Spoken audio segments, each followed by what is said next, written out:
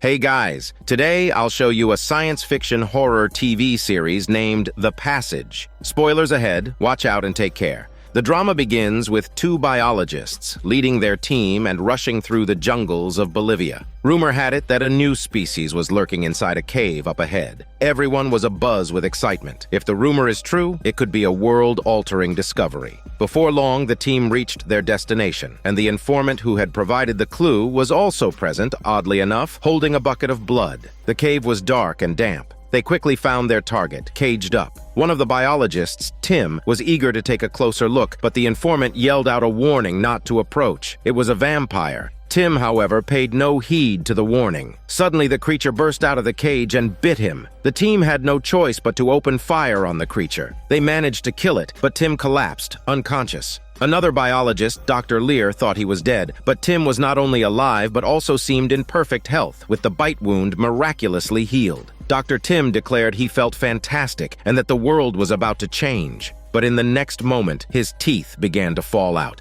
Fast forward 3 years to a pharmaceutical research center. The person in charge was anxiously briefing everyone about a pandemic virus sweeping across the globe with incredible speed and no effective cure. It was expected to reach their shores in about 3 months. The antiviral drug their lab was researching might be their only hope. Dr. Lear shook his head. Not a single test subject had yet passed the trials. That's when a young doctor claimed to have a solution. He led everyone to the lab on the first floor where Dr. Tim, looking pale as death, was confined. Since being bitten, he had been infected with a virus that granted him incredible resistance, but the side effects were severe. Both his appearance and temperament had drastically changed. The lab extracted Tim's blood and, after diluting it, injected it into several death row inmates to test its effects. The results showed that they too developed a strong immune response, but it rapidly deteriorated, leaving them in a monstrous state. However, this was an indication that success was not far off, particularly with test subject 11. After receiving the diluted serum, her vital signs remained normal, and she was immune to viruses like Ebola and HIV.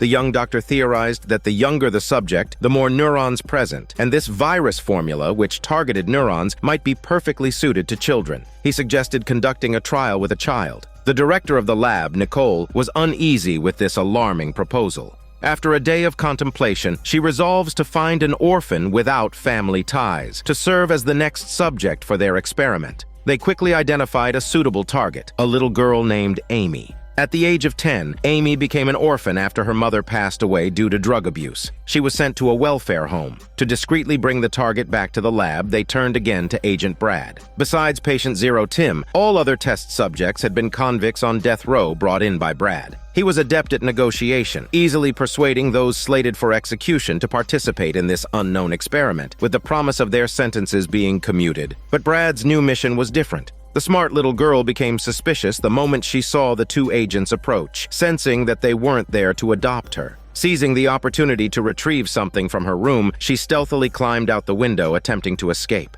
Brad and his partner noticed something was amiss and eventually caught Amy on the street. When she resisted fiercely, Brad's partner raised his hand to scold her, causing passers-by to think he was a human trafficker. Even Brad couldn't stand it and slapped his partner in anger, warning him never to hit children again. To soothe the frightened Amy, Brad bought her lots of snacks. Although Amy stopped struggling, she was still worried and asked where they were taking her. Brad assured her that they were going to the lab and promised she would be okay. Despite Brad consistently providing subjects for the lab, perhaps he himself didn't realize how terrifying the experiment was. Inside the research lab, Dr. Lear looked on with a heavy heart at his former friend Tim, who was now beyond speech and unresponsive to the world. The other test subjects were in a similar state, no longer recognizable as human, especially given that their sustenance was blood flowing through pipes. Amy sensed that Brad wasn't a bad person. On the way, they gradually warmed up to each other. They happened across a sign for an amusement park, and Brad surprisingly pulled over, ready to take her for some fun. His partner was displeased, seeing the girl only as an assignment and not someone to care for. Brad reassured him that just an hour and a half would do.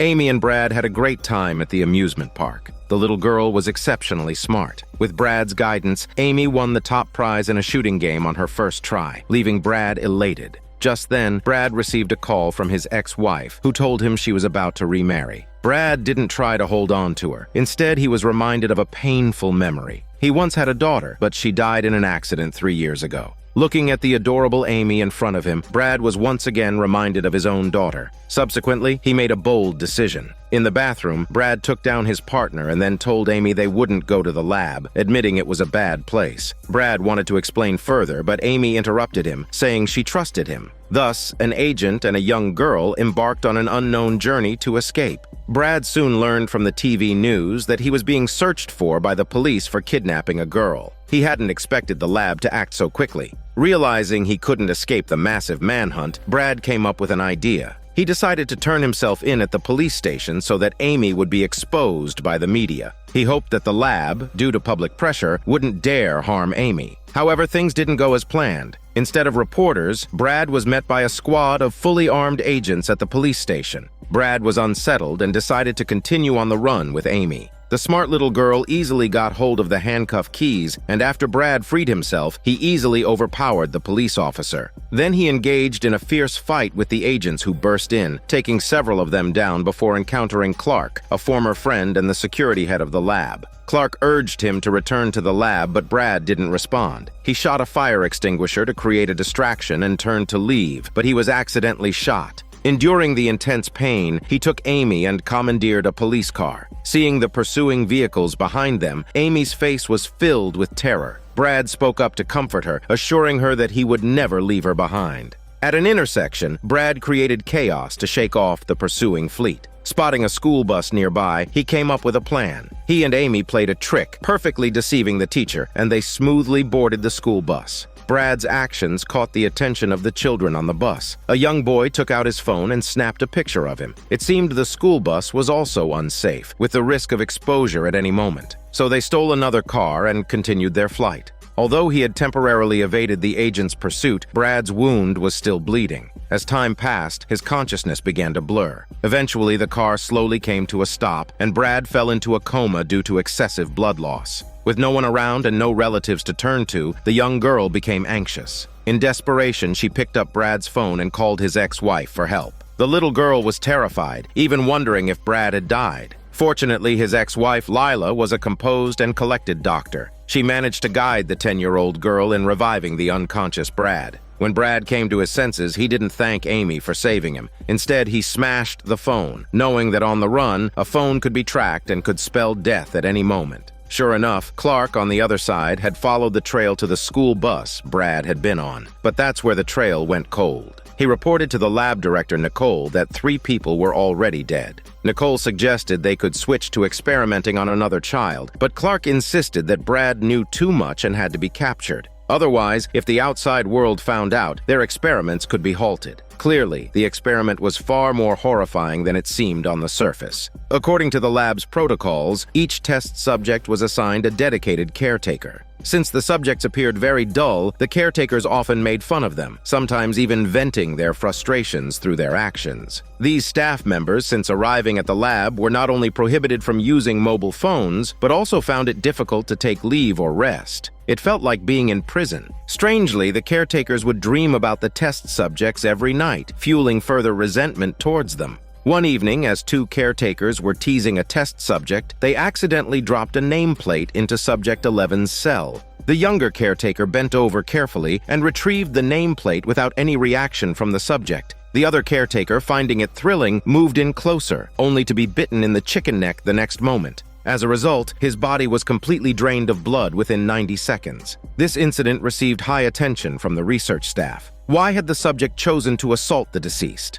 Dr. Lear provided an answer. Surveillance records showed that the victim had often ridiculed and mocked the test subject, leading to the retaliatory attack. The young doctor immediately countered that the test subject's brain activity was non-existent. The security head Clark interrupted the heated discussion, deciding to euthanize the subject, using gas to weaken her strength and then burning her to death with intense light. This method, while effective against the subjects, would result in an excruciating process. This was Subject 11's second death sentence. In some ways, her entire life had been a tragedy. It turns out the subject had been abused by her stepfather since she was a child. At the age of 16, she had managed to save money, planning to run away and pursue her dreams. However, her stepfather stole even this meager sum. Unable to bear it any longer, she exploded in anger, revealing her stepfather's crimes to her mother, only to be met with silence. Apparently, her mother had known all along. Heartbroken, she grabbed a kitchen knife and stabbed her mother, not sparing her stepfather either, which led to her death sentence and prison time. By a twist of fate, the girl became the 11th experiment subject to be sent to the research base. On her first day, she was molested by the escorting caregiver, but luckily Clark saved her in time. It was the first encounter between the two, leaving a decent impression of each other. However, the caregiver's mistreatment of her intensified, resulting in her retaliating by fatally biting him.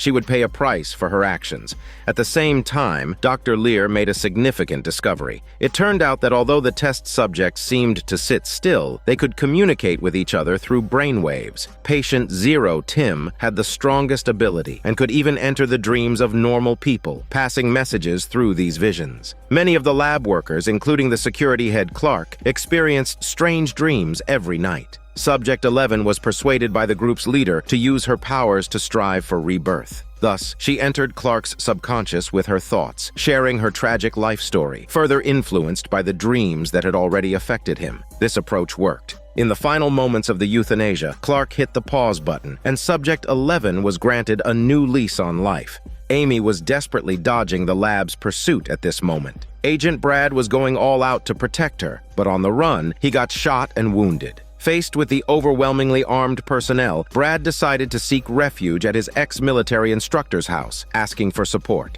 His instructor, a bit of an oddball among instructors, was Brad's drill sergeant during his service days. Even though she had since retired to a quiet life of sheep farming, she was military to the core. Her property was fully fortified, with tripwires buried beneath the lawn that would sound an alarm at the slightest touch, and she wouldn't hesitate to point a gun at any intruders. The instructor's place wasn't just bristling with guns, which could be found anywhere from under the tables to on the walls. She also had extensive connections. She quickly arranged an escape route for Brad, planning a clandestine boat trip to Canada. As they were about to pack their bags and leave, the alarm outside went off. The lab's armed forces had caught up with them. The fighting had barely started when the poor instructor was shot down. Brad realized he was the only one left who could fight. Escape now seemed impossible, so he decided to surrender, hoping to buy time for Amy to make a getaway. Brad laid down his gun and slowly walked out of the room, but he'd forgotten that the main target of these merciless people wasn't just him. It was also little Amy. Clark, no longer concerned with their past friendships, bluntly stated that if Amy wasn't handed over, he would open fire. At that moment, Amy, who was about to flee through the back door, turned around suddenly. After days of fleeing, she had grown to depend on Brad and couldn't bear the thought of another heartbreaking separation. So she gave up the chance to run and chose to surrender with Brad, their bond having grown more like that of father and daughter. And so, their flight came to an end as they were taken back to the lab by the armed guards. Amy was a smart little girl. Though their time together was brief, Brad had already filled her head with a wealth of spy knowledge. Before stepping out of the car, Brad kept repeating that they would find a way to escape for sure. They were quickly separated. Amy was confined to the infirmary where she screamed and shouted, refusing to let anyone touch her. Nicole left her meeting unfinished and rushed over to soothe Amy. She knew that this little girl might be pivotal to the progress of the entire experiment. She also made Amy aware that the whole world needed her. The little girl, however, wasn't concerned with such things. She just wanted to stay with Brad. Nicole agreed without hesitation, promising to meet her demands. Once alone, Amy's face broke into a sly smile. Meanwhile, Agent Brad was prepared to face his death. But then Nicole found him and reiterated Amy's importance. Seeing her guarantee Amy's safety over and over, Brad finally agreed to administer the experimental drug to her. When they met again, Amy told Brad that she had been implanted with a chip, likely for tracking. Brad reassured the girl, telling her he had a way to deal with it. Just then, Nicole arrived with the experimental serum, ready to inject Amy personally. Fortunately, after a day had passed, the little girl showed no discomfort and spent the day playing with Brad. Taking advantage of the moment when Amy distracted the nurse, Brad managed to steal a syringe from a cart and later, a flashlight from a security guard. Apparently, they were preparing for their escape. The next morning, Brad woke up to see a figure standing by Amy's bed and immediately pulled him out of the room. The visitor was a lab orderly who had watched a colleague get killed by Subject 11 and now seemed more disturbed than ever.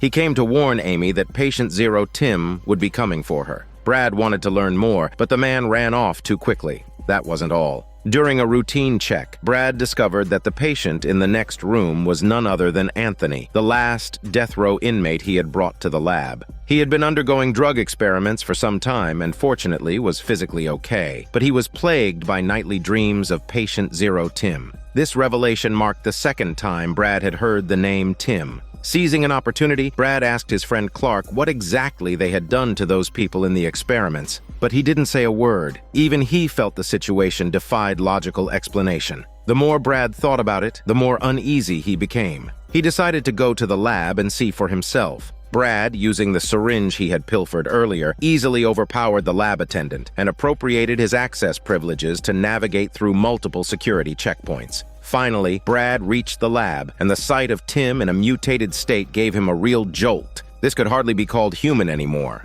Suddenly, the hallway lights flickered on. Dr. Lear entered. He didn't intend to hide anything from Brad, revealing that these were new species created by the lab. They possessed not only immense physical strength, but also the ability to psychically influence normal humans, explaining why most people were plagued by nightmares. Brad was unsettled after hearing this, especially since that very night, he too encountered the mutated Tim in his dreams. This made him even more concerned about the experimental drug trials Amy was undergoing, worrying that she might transform into something like that. Meanwhile, little Amy, oblivious to all this, was bored to tears being cooped up all day, her only respite chatting through the crack under the door with Anthony next door by passing notes. The two experimental subjects, sharing a common plight, quickly became good friends. But Brad knew they couldn't delay any longer. The sooner they left, the better. So he made up an excuse to ask director Nicole to allow Amy some fresh air each day. Nicole was surprisingly easy to talk to and agreed with his request. To cheer Amy up, Brad drew a treehouse for her and indeed planned to build it. It seemed like something done to entertain a child, so the guards didn't suspect a thing. They even volunteered to help. Soon, the treehouse was complete, and from its vantage point, Brad asked Amy what she saw. To her, it seemed like the same old daily sights, but Brad saw it differently. He said now they could survey the entire lab compound, and this is their chance to escape. Brad had effectively constructed a watchtower for themselves. Amy's face lit up with a sweet smile, but she was no slouch herself. She coyly begged the female guard, pretending to want to enjoy nature, and managed to borrow her military binoculars. Brad was taken aback by Amy's shrewd move. He directed Amy to use the binoculars to observe the movements near the exit. Amy complied, reporting as she observed. She saw mountains, birds, and someone on a rooftop firing a gun all around. Brad quickly pulled Amy down beside him to take cover. Who was firing the gun, and why? He wondered if the lab would experience any unexpected incidents because of this attack. The lab, specializing in unusual species, was attacked. A soldier stood on the rooftop, firing bursts in every direction. Caught off guard, the lab guards struggled to raise their heads under the onslaught. At that moment, the attacker radioed the security head, demanding a helicopter to leave the premises, or he would destroy the lab's power supply. This threat hit home, potentially pushing the lab into uncharted danger. It turns out the attacker was one of the lab's own security personnel who had been there for 3 years. The high-pressure insular environment, coupled with the psychic disturbances from the subjects causing nightly nightmares, had taken their toll on him. The day before, he had requested leave from Clark, but was denied. Frustrated, he chose a different way out. At that time, Brad and Amy were nearby. They signaled to Clark and counted down from 3. As the guards started firing to suppress the attacker, Brad took the opportunity to rush back to the lab with Amy, meeting up with Clark and his group. Amy was a high-priority protectee for everyone. However, their protective actions thoroughly enraged the attacker. He then raised his weapon and aimed at the lab's power station. Coincidentally, the lab was in the midst of a crucial medical procedure when the power suddenly went out, leaving everyone shocked. Recently, the test subject Anthony began feeling odd. He started fearing sunlight and losing interest in food. He told Dr. Lear that he dreamt about Patient Zero Tim every night, who kept urging him to follow. Anthony had not responded until that morning's note exchange with Amy, when he found his teeth falling out and his body in excruciating pain. The lab staff immediately took him to the medical room upon noticing. Testing revealed that Anthony's genes were rapidly mutating and his body temperature was soaring. As they were preparing to use a cooling device, the attacker took out the power station, and the whole lab lost power. Dr. Lear had no choice but to use ice blocks for a temporary physical cooling for Anthony, but a permanent solution required the restoration of power as soon as possible. Meanwhile, Clark was frantic and decided to send Brad to talk with the attacker. Realizing the severity of the situation, Brad agreed. The negotiation went smoothly as both Brad and the attacker had been brainwashed by the subjects, reaching a mutual understanding. Brad's negotiation skills quickly lowered the attacker's guard. However, Clark suddenly appeared and fatally shot the attacker. Brad, furious, protested that he was close to success, but Clark felt he was taking too much time. The lab had people waiting for the power to be restored to save lives. At this point, Anthony's consciousness was beginning to blur. Dr. Lear insisted that he must hold on. Fortunately, power was finally restored. Just as everyone was preparing to continue the rescue efforts, Director Nicole detected a strong psychic surge. It turned out to be Patient Zero Tim appearing in Anthony's mind. He told Anthony that there was no need for him to die. He could choose to join Tim's team and gain greater strength. Otherwise, he would die in 8 seconds. Anthony made his choice. Suddenly, Anthony leaped from the hospital bed and, like a madman, he began biting everyone in sight. The attending physician tried to intervene but was pushed away. Luckily, others retreated quickly and managed to close the lab's main door in time. Unfortunately, Dr. Lear was splattered with blood, and it was unclear if he was infected. Out of caution, he volunteered to be isolated. The incident was so severe that it finally alerted the higher echelons of government. The Minister of National Defense personally came to inspect the experimental project, which he had invested $1 billion in. However, Nicole informed him that the $1 billion might be wasted. The test subjects were exhibiting unknown side effects, such as biting people and psychic abilities. Nicole suggested terminating the experiment and destroying the test subjects. The old man laughed because these were the side effects he had been hoping for. It turned out he had recently transferred and was now in charge of developing special weapons. These test subjects were exactly the formidable weapons he desired. Nicole strongly opposed, asserting that her facility was for researching antibody vaccines. She tried to persuade the young doctor to oppose the minister with her. The same man who had initially proposed using children for experiments was now on the minister's side. He claimed that the biggest problem was the uncontrollable test subjects who bit people, but he had a way to control them. The young doctor went to the basement to test his idea. He planned to drill a hole in the head of Subject 3 and control him through brain waves. At first, everything went smoothly, and the subject was obedient. Thinking he had succeeded, he quickly called the minister to observe. However, things went awry. The subject did not respond to commands. The minister left in anger. Undeterred, the doctor wanted to try again, but the subject once again invaded his consciousness. It turns out the young doctor had been duped. The subject had been toying with him, breaking down his mental defenses to find a chance to escape. By the time the doctor realized what was happening, it was too late. Panicked, he ran without even closing the door, seeking help from the quarantined Dr. Lear. But the test subject quickly caught up to him. Dr. Lear watched in shock as everything unfolded before his eyes, realizing it was all over. On the other side, the minister was conversing with Amy. He was curious to know whether the little girl had also mastered telepathic abilities. Amy was somewhat panicked, and after a moment's thought, she denied having such abilities. In truth, Amy had lied to him. That very morning, Brad was sharing the escape plan with Amy when she suddenly started finishing his sentences, revealing his thoughts. Brad quickly realized that Amy could read his mind and even secrets about the test subjects from Dr. Lear's previous explanations. Amy panicked upon knowing that, but she tried to regain her composure. Brad urged Amy not to share this with anyone else. Therefore, she concealed her abilities from the minister. But he was no fool. He told Amy that she would become the most special child, a statement that almost broke her defenses. Luckily, Nicole intervened in time to stop their conversation. She had realized the horrors of the experiment and wanted to do whatever she could to help. Now it seemed that Amy was unaffected by the experimental drugs. Nicole was preparing to help her and Brad escape, even arranging the escape route and telling them to hide in the blood refrigerator until the guards changed shifts, then run out.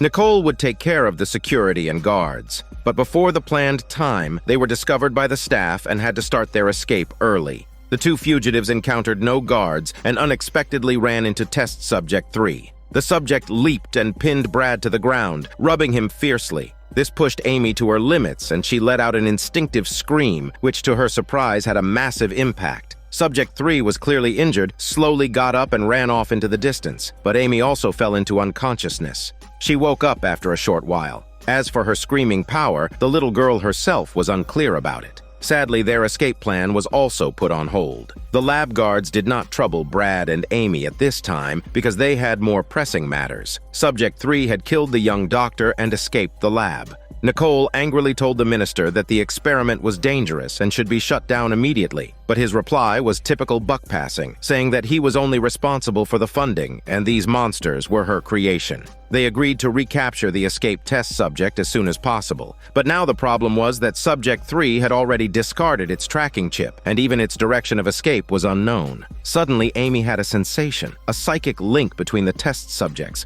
Everyone present was instantly energized. Based on Amy's descriptions, she saw numerous cars passing by, and Clark concluded that Subject 3 was on the highway. The minister wanted Amy to follow, but Brad objected, insisting she not get involved. However, Amy was determined to go, worried that Subject 3 might harm more people outside. With no other choice, Brad had to join the team and head out. When they reached the highway, they discovered vehicles that had been attacked, left abandoned on the side of the road, along with victims who had been fatally bitten. However, Test Subject 3 was nowhere to be seen. Amy tried once again to use her psychic senses, and this time, she felt his presence in a cabin. She then led the group to race toward the destination at full speed. Brad struggled to keep up with her, cautioning Amy not to show off her powers recklessly. Their bickering resembled that of a rebellious teenage girl and her overprotective father. The minister caught up with them and reminded Amy that time was of the essence. Inside the cabin not far ahead, Subject 3 was feasting on an elderly lady who lived alone. Suddenly, Tim, the patient Zero, who was clearly the leader of all the test subjects, entered his consciousness.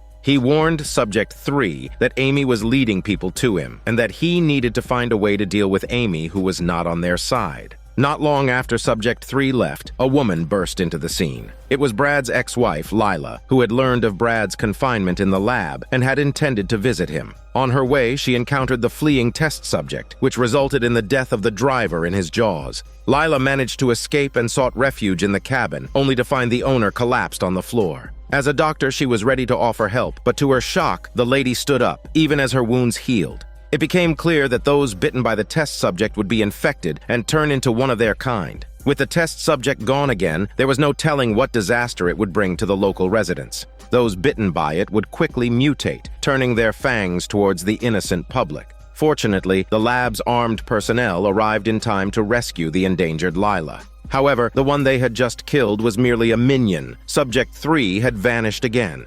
Amy, the girl with psychic abilities, suddenly visualized images of dials and water pipes. Based on her description, Clark deduced that Subject 3 was hiding in a nearby pumping station. The group continued their pursuit. In a moment of respite, Brad confessed the lab's crimes to his ex-wife Lila, who took a while to come to terms with everything. She expressed her willingness to face the future alongside Brad. By the looks of it, the two were set for a reconciliation. The group quickly arrived at the entrance of the pumping station. Brad once again urged Amy not to run off recklessly, but Amy was still acting like a petulant child and wouldn't listen to reason. Brad took a deep breath and, along with the armed personnel, entered the pumping station to search for Subject 3. As soon as they entered, they encountered several infected individuals. A burst of gunfire took them down, but this was just the beginning. More and more infected appeared, and a fierce battle ensued. Suddenly, a call for help came through the communicator from the guards outside. Brad sensed trouble and ran outside. It turned out that Subject 3 had seized the opportunity to escape the pumping station.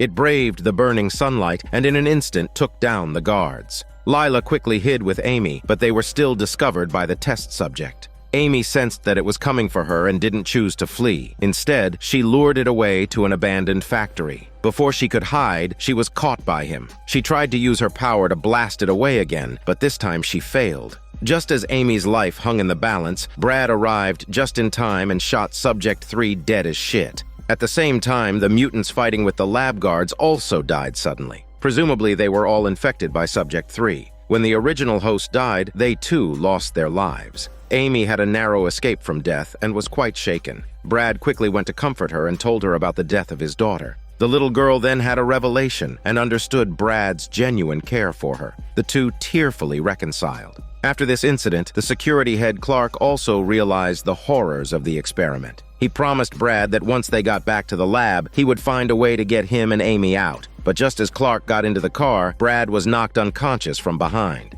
Meanwhile, a huge change was also happening in the secret lab. Dr. Lear realized he was not infected and ran out of the isolation room. He went to his wife Elizabeth's room and was overjoyed to see her back to normal. Before his isolation, his wife had been a patient with Alzheimer's disease for many years. How could she have recovered so quickly? It's then revealed that Dr. Lear and Tim had ventured deep into the forest to seek a legendary wild man who had lived for more than 200 years, hoping to find a cure for Elizabeth. However, due to a twist of fate, not only did Elizabeth not get cured, but Tim was bitten and became patient zero, which led to the current secret experiment. When Dr. Lear saw the syringe on the table, he realized how his wife's illness had been cured. It turned out that Tim had harbored feelings for Elizabeth for many years, and even after becoming the grotesque creature he now was, he still held a torch for his friend's wife. Now Tim, using psychic interference, had successfully controlled the caregiver taking care of him and had instructed them to inject Elizabeth with his all-curing viral serum.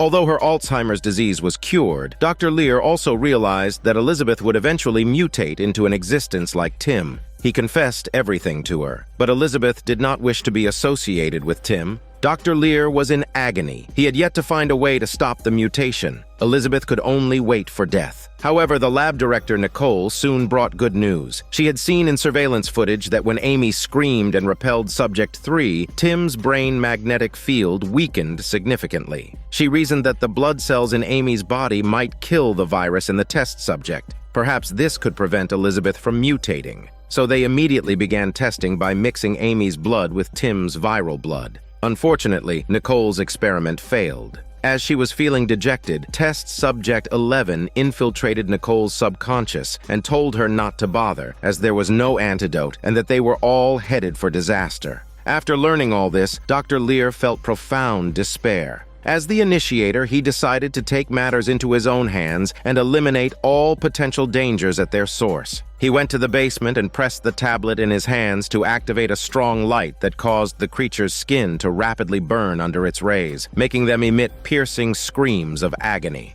Little did he know, Amy and his wife Elizabeth were also affected. Amy curled up, exclaiming that her whole body was burning as if she were on fire. Nicole immediately realized this was a chain reaction. If the virus host Tim died, all the test subjects would follow. Upon hearing this, Dr. Lear quickly turned off the strong light. The narrowly saved Tim and the other test subjects let out angry roars. Nicole realized that the entire experiment had spiraled out of her control. She reported to the Minister of National Defense that the lab should be buried underground. However, the minister strongly opposed this idea, arguing that they already had a successful case with Amy. By reducing the food supply for the other test subjects and increasing security personnel, everything could remain under control. So the superior appointed the minister to take full command of the entire experiment project. Nicole sensed that her position was at risk and warned Clark to be careful as well. But Clark was more concerned about Brad's safety. After the pursuit of Subject 3, Brad hadn't returned, and it was highly likely that the minister was behind his disappearance. The minister's motive was simply to gain better control over Amy. He claimed that Brad had already gone home, but the clever girl saw right through his lie. However, the minister was not discouraged by this. He quickly promoted a newly arrived special agent to become the new security head and upgraded the lab's security measures again, revoking all of Nicole's access in the process. Now, she couldn't even enter the database.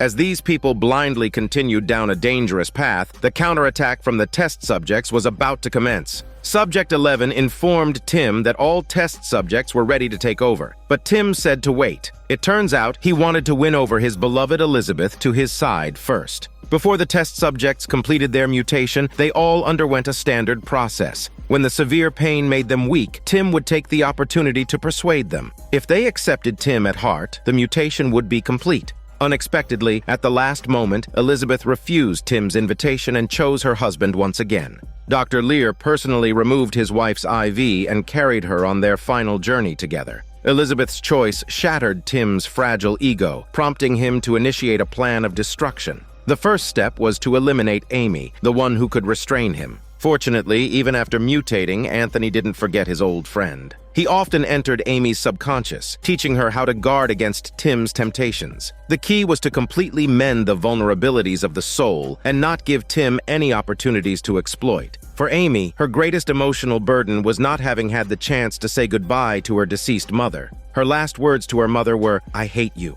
With Anthony's guidance, the little girl wove a dream for herself where she found herself back at home and her mother was miraculously alive. Amy apologized profusely, regretting the hurtful things she had said. Her mother replied that she was not mad at her and she was the sunshine in her heart. She then gave Amy a box of matches. At that moment, there was a knock at the door. With a thoughtful look, Amy opened the door to find the evil Tim standing there with a stern expression. Meanwhile, Brad and his ex-wife Lila were trapped in the trunk of a motorcycle with their hands tied. They realized that the minister intended to do them harm, but Brad, resorting to his skills as a special agent, easily untied the ropes around his hands. The moment he was dragged out of the trunk, he sprang into action, attacking his captors. The couple managed to throw one of the assailants off a cliff and seize the gun from another, escaping with a fluid series of moves. They hurriedly made their way out of the woods. Brad decided to go back to the lab to rescue Amy, while Lila thought it was too dangerous. She reminded Brad that Amy was not related to their daughter, but Brad firmly stated that saving Amy was akin to redeeming their daughter. Then Brad was lost in memories from years ago.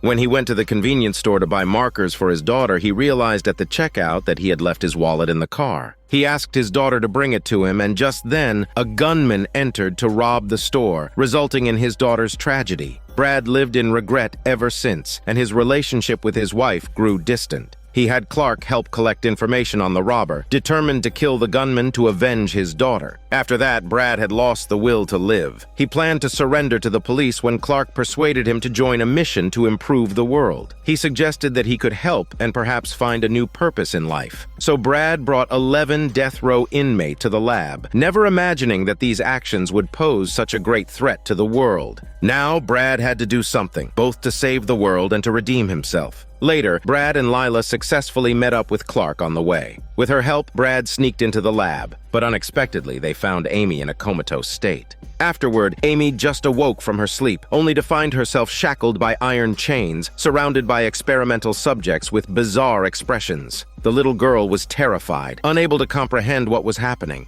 Just an hour ago, she was clearly resting on the sickbed in the lounge where she had dreamed of her deceased mother. Out of nowhere, Tim had burst into her dream, plunging little Amy into a catatonic state, which scared the lab staff out of their wits and wet pants. Seeing this, the minister assumed Amy was about to mutate and immediately arranged for her to be taken to the isolation room in the basement. Nicole wanted to stop them, thinking that Amy was just a child after all. However, the minister was in a foul mood. He had once thought that Amy was the only subject without side effects, but it turned out to be a failure. He decided on the spot to cancel the existing drug trial program in favor of bioweapons research and to dismiss all the lab staff and security personnel. Some were shocked, others pleased. Clark warned the minister that the subjects were plotting something and that it wasn't the time to remove security personnel. But all the minister could feel was the funding burning away. Clark realized the finality of his decision when even his security clearance was revoked. Left with no other choice, Brad and Clark resorted to force, taking the minister hostage in the corridor and planning to use his clearance to enter the basement and rescue Amy. Now, with only a few Department of Defense guards in the lab and a hostage in hand, Brad and the others easily made their way into the underground laboratory.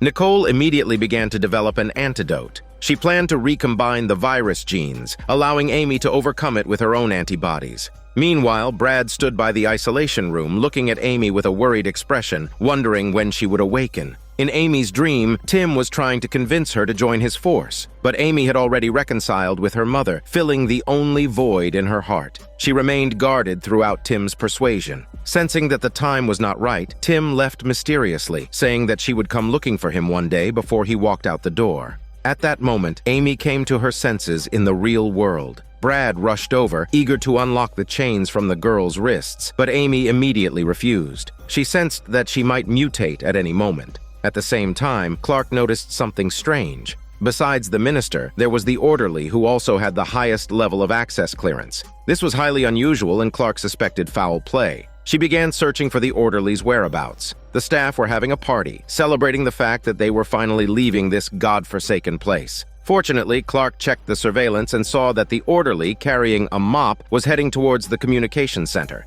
Clark ran to stop him, but was a step too late. The orderly raised the mop and smashed all the equipment in the communications center, effectively severing the lab's contact with the outside world. The orderly claimed this was an order from the evil Tim as part of a plan to change the world. Clark had a sinking feeling about this and questioned the minister about who gave the orderly the top-level clearance. The old man was baffled, insisting it wasn't his doing. That left only the new security head. Clark, dragging the orderly along, began a frantic search for the security head, but couldn't find him anywhere. When he asked the logistics soldiers if they had seen him, their response was odd, saying they'd only seen his subordinates, never the man himself. They ominously added that some people are like ghosts, appearing only when you want to see them. This reminded Clark of Subject 11, who often appeared before him while remaining invisible to others. Clark had a hunch and took the minister to the underground isolation room. It turned out that the new security head was actually Test Subject 2. He had infiltrated the minister's subconscious and gained his trust before rewriting the entire base's security permissions. All of this was arranged by Tim, who was preparing to lead all the subjects in an escape. Clark and Brad realized the direness of the situation and came up with a temporary solution to use poison smoke to weaken the subjects, while waiting for the virus inside Amy to be cleared before destroying the lab. However, nobody expected Amy's condition to worsen significantly, even starting to lose teeth, signaling that her mutation was imminent. Tim once again invaded Amy's consciousness, and they appeared together in a grove with Amy's favorite bicycle in front of them. Riding the bike, Amy arrived at a tunnel. Tim told her that crossing it would mean rebirth and joining his family, or else she would die in the tunnel. Meanwhile, Nicole's development of the viral antidote reached a critical moment. Fortunately, the experiment finally succeeded, and she was extremely excited. Without any delay, she prepared 2 doses of the antidote, one for Amy and another to send to the CDC as a sample. But just as Nicole was about to leave the lab with the antidote, she found the door locked. Apparently, the orderly had locked her in just minutes earlier. While Clark was frantically arranging for his men to guard the perimeter and prevent the subjects from causing trouble, the tied-up orderly wildly struggled to free himself from his restraints. Subject 2's men, also tied up, were stunned. The orderly seemed to feel no pain, and with great effort, he broke free. The first thing he did was trap Nicole in the lab and knock out Lila. He then found the minister, took the access card from him, and prepared to release all the subjects. Clearly, all this was orchestrated by Subject 0, Tim.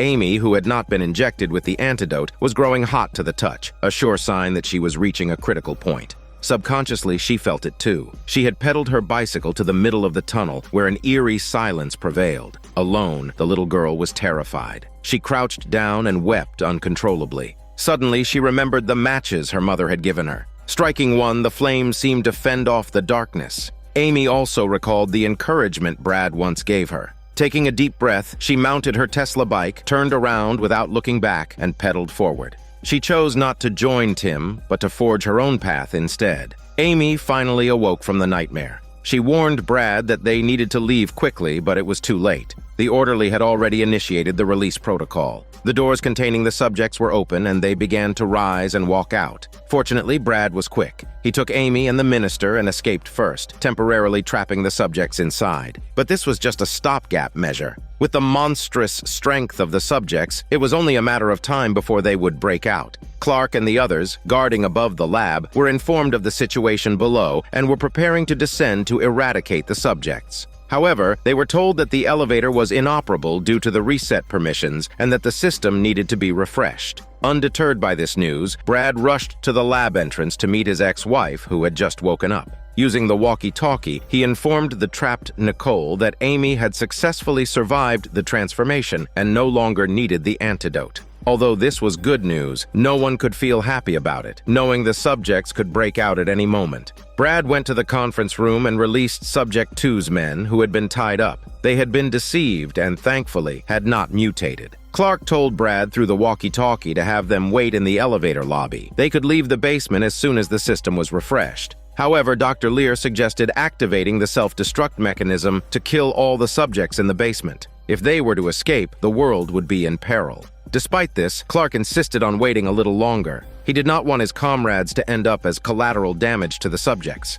At that moment, Brad was still trying to pry open the lab door to release Nicole. Unexpectedly, the subjects that had been frantically banging on the door suddenly fell silent. Nicole sensed something was amiss and urged Brad to hurry and take Amy away, but it was too late. Astonishingly, the subjects had crawled through the ventilation ducts to their location. Brad shouted for everyone to run, and they all dashed towards the elevator. Clark informed them that the elevator had been restored, a beacon of hope just a short distance ahead, but it seemed agonizingly out of reach for them. The subjects began to leap out of the ducts, attacking and biting anyone in sight in a frenzied manner. Many of those bitten turned into mutants themselves. Brad stayed behind, firing his gun in a desperate attempt to hold back the monstrous tide, but his efforts did little to stop their advance. People were killed one after another, and even his ex-wife Lila was unfortunately bitten. Enraged, Brad fired several shots, taking down an enraged creature before rushing with Lila into the safety of the elevator lobby, temporarily keeping the infected at bay.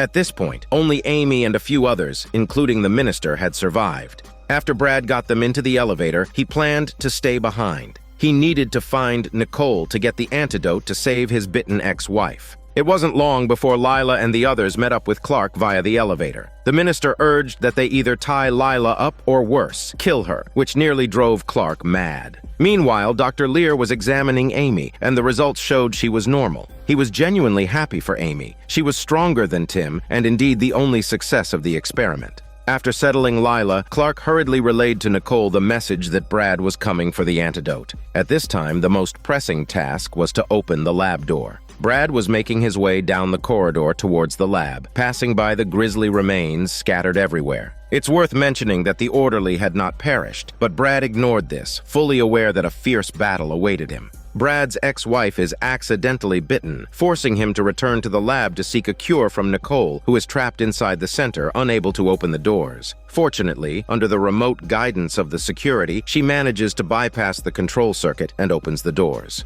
Just then, Subject 11 leaps from the ventilation shaft. Nicole is unable to escape and hides under a desk, but is quickly discovered. Subject 11 doesn't attack immediately, but instead communicates with Nicole through her subconscious, revealing her gratitude for Nicole's care before her mutation and her kindness, refusing to follow Tim's orders to kill innocently and conquer the world. Nicole is about to respond when gunshots ring out. It's Brad who has arrived and caught off guard. Subject 11 is shot multiple times and flees in a panic. Nicole grabs the antivirus and prepares to escape with Brad to the elevator lobby, but Clark tells them that more test subjects are approaching and advises Brad to hide. The only safe place in the underground lab is the isolation room once used to detain subjects. Tragically, they end up trapped by a horde of test subjects, a reversal of roles. Clark has no better solution and searches for another exit. At this point, the minister comes in, bossing around, suggesting they immediately activate the lab's self-destruct mechanism, a move even Dr. Lear agrees with, which would destroy Brad and the test subjects together.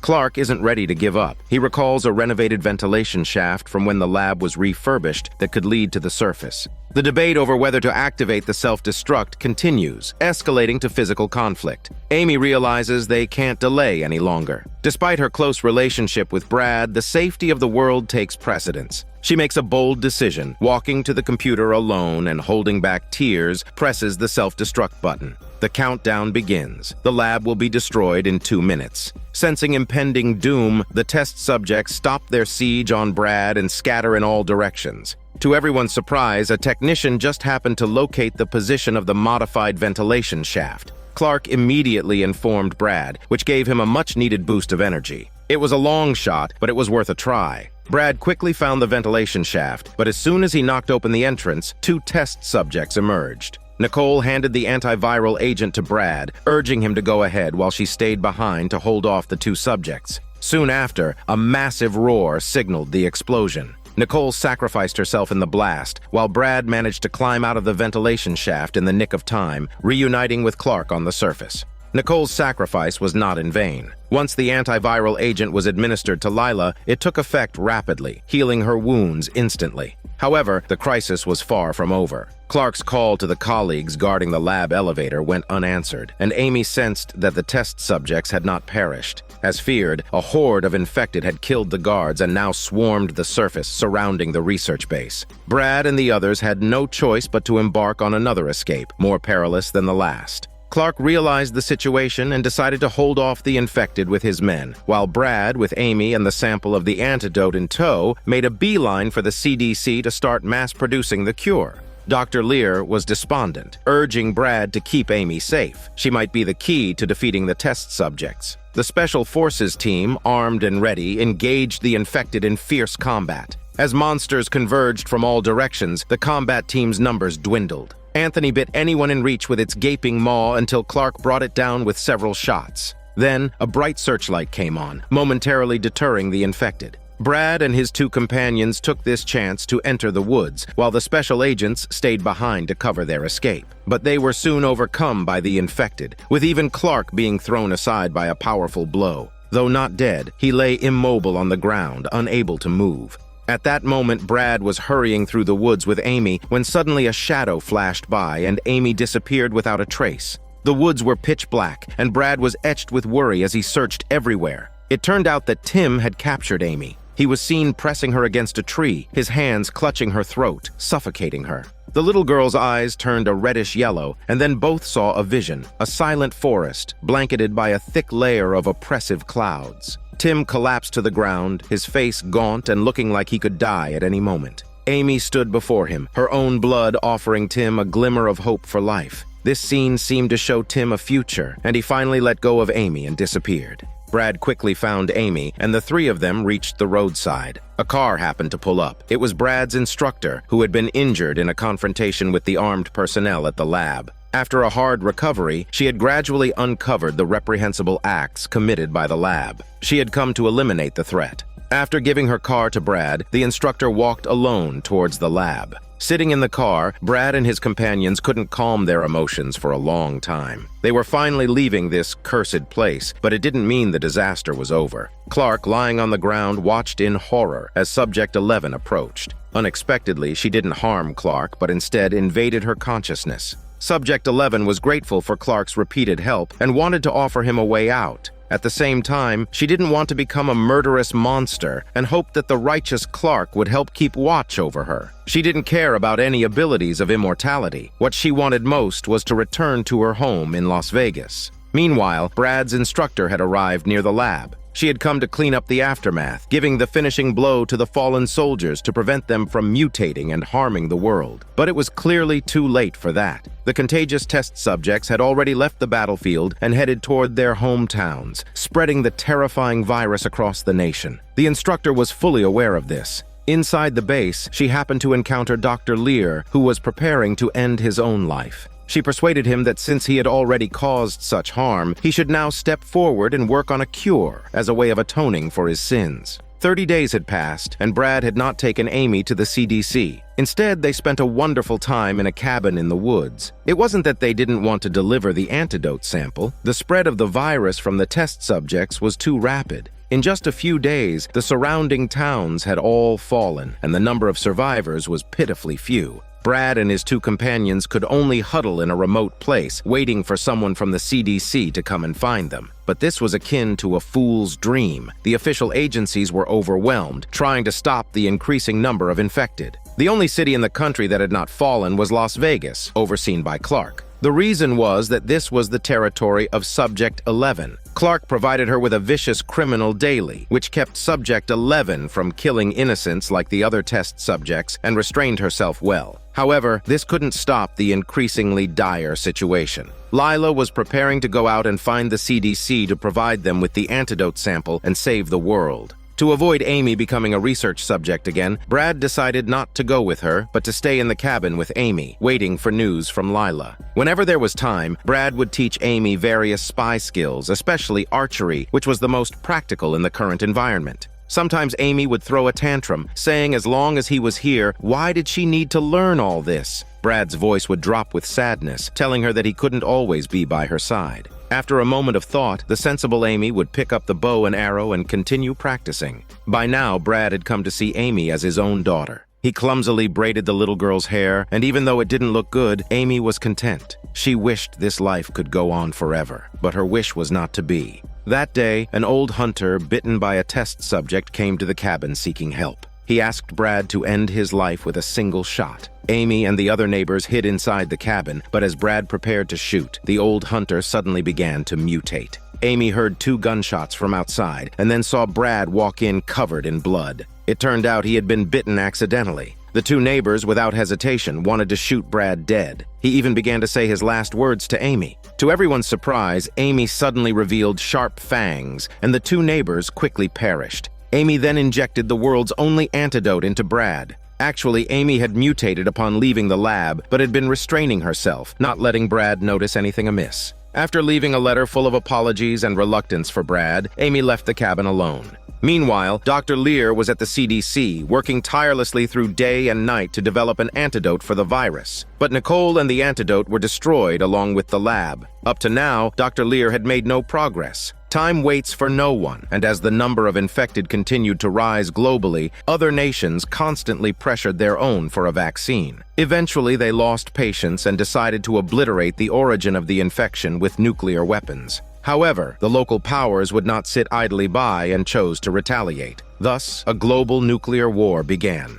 Fast forward 97 years, due to the nuclear war, most of the Earth was in ruins and deserts, with very few living creatures remaining, and the majority of those were still infected. A woman with long braids, holding a bow and arrow, emerged from the darkness. With a composed expression, she drew her bow and shot, and the infected fell instantly. This woman was naturally Amy. For years, she had been searching for Brad, the sole reason she survived in this post-apocalyptic world. In front of Amy was a massive human stronghold, emitting a faint glow of light from within. It was humanity's last hope. And with this, the drama comes to a close. This is Daniel CC Movie Channel. Stay safe and enjoy your day.